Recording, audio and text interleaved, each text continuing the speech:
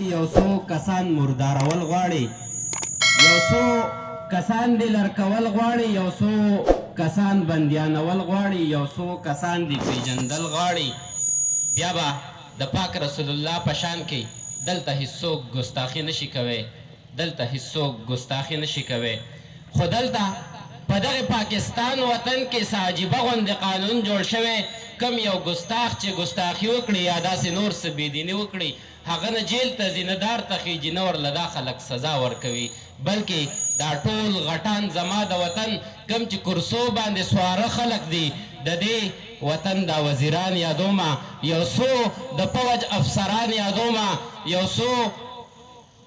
د فوج افسران یادومه، یو څو پولیس کې غداران یادومه، دا تالیسټې واکداران یادومه، په عدالت کې وکیلان یادومه، او په مغرب چې خپل ځان خرڅ کړی ورسره هغه څو ججان یادومه. دوی ټول راټول شي او په خپلو کې جرګه وکړي، بس د اسلام خلاف اټکله فیصله وکړي، ګستاخ مغرب ته حواله کړي، برطانیې ته لاړ شي یا اسرائیل ته لاړ شي یا د امریکې ته لاړ شي، دلته وطن کې شور ماشور شي او غوغا جوړه شي، په مسلمانانو کې یو لویه واویلا جوړه شي، د دې خلاف په مظاهرو بیا پابندي ولګئ، د مسلمان په یو کېدو بیا پابندي ولګئ. بیا به ګران شي،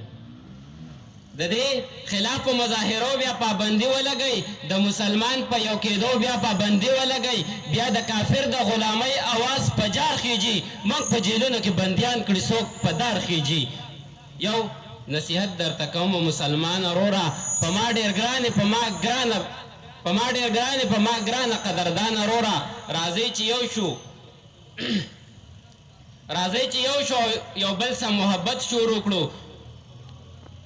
خپلو کې راځئ چې یو عادت شروع کړو، لږ شنخواږو شو یو بل سره محبت شروع کړو، د دې کافرو خلاف وکړو ایماني اتحاد، لاسونه ورکړو او شروع کړو قرآني اتحاد. د خدای دپاره درته دا زاري منت کومه، ستاسو دپاره درته دا زاري منت کومه. دا د مغرب دا تالیسټې چې څو لر نه کړو، دا بې غیرته او غټسټې چې څو لر نه کړو، موږ تر هغې مسلمانان پاتې کېدلی نه شو، موږ تر هغې با ایمان پاتې کېدلی نه شو. راځئ چې یو شو یو نوی اقتدار راولو، په دې وطن کې انقلاب داسې په جار راولو، دا ګستاخان او تالیسټې ټول په دار کړو چې دا وطن ته نه بیخي داسې وزګار کړو. د ازمري زړه مغلبیانو له بیا هم ورکړئ، د ګستاخۍ نوم به په ژوند کې چېرته وانخلي. خو یو پوښتنه درنه کومه، ډېر زیات پریشانه یم، په دې سوچونو کې زما ډېره موده ووته، ډېر زیات ماشوم وم، رالوی شوم او ځوان شوم، ګرځېدی نه شوم، په خپلو خپو روان شوم. ما په پښتون باندې هر ځای جنګ او فساد ولیده، قسم په خدای که مې پښتون کې اتحاد ولیده. پښتون به څوک را یو کوي زما پوښتنه دا ده، پښتون به څوک پښتون کوي زما پوښتنه دا ده، چې هر ځای ګورم سبل شانتې حالات روان دي، پښتانه ټول د انګریزانو په صفات روان دي، ږیره یې پرېښې د سنتو نه خلاف پرېښې ده، جوسه یې ټوله د انګریز په شانتې صاف پرېښې ده، ګیره یې پرېښې د سنتو نه خلاف پرېښې ده، جوسه یې ټوله د انګریز په شانتې صاف پرېښې ده. چې کوم خوا ګورم انګریزي سحرې په لار وینمه، په پښتنو کې یهودیان داسې بېسیار وینمه، مشابهت د مغربیانو یې اختیار کړو دی او محبت د مغربیانو یې اختیار کړو دی. سوچ د قیامت خو لا د دغو خرو په سر کې نشته، مرګ را روان دی خو د دغې په نظر کې نشته، چې په قیامت کې به د چا سره ولاړې بیا، په حقیقت کې به د چا سره ولاړې بیا، مشابهت کې به د چا سره ولاړې بیا. چرته فرمان د پاک رسول هم دروغ کېدلی شي، چرته بیان د پاک رسول هم دروغ کېدلی شي. زه چې